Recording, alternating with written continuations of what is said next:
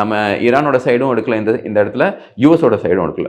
நாம வந்து இந்த வார் எவ்வளோ சீக்கிரம் முடியணுமோ அதுக்கு தான் தேவை, அதுக்குண்டான விஷயங்கள் தான் பண்ணணும் அப்படின்ட்டு இருக்கோம். So we tend take sides explicitly.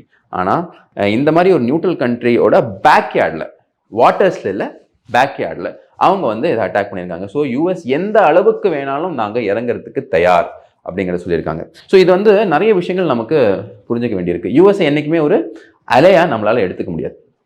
Even 1971 வாரில் சோவியத் நம்ம கூட இருந்தாங்க. பட் யூஎஸ் வந்துட்டு அவங்க என்ன பண்ணாங்கன்னா நம்மளை ப்ரெஷரைஸ் பண்ண ட்ரை பண்ணாங்க.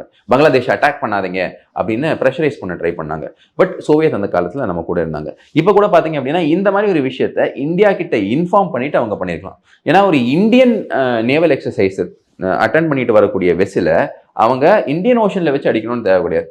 அது க்ளோசர் டு ஹோம் அவங்க வச்சு அடிச்சிருக்கலாம். பட் இங்கே வச்சு பண்ணுறது அவங்களோட டெஸ்பிரேஷன். அவங்க என்டையர் நேவியே அவங்க டிஸ்ட்ராய் பண்ணும் அப்படின்னு காட்டுறாங்க.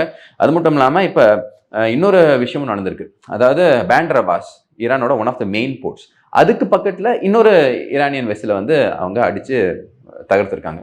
ஸோ இதெல்லாம் என்ன காட்டுது அப்படின்னு பார்த்தீங்கன்னா, இந்தியாவை வந்துட்டு அவங்க எந்த நேரத்தில் வேணாலும் சீன்றதுக்கு அவங்க ரெடியாக இருப்பாங்க. அவங்களோட இன்ட்ரெஸ்ட் அதில் பாதிக்கப்பட்டிருக்கு அப்படின்னா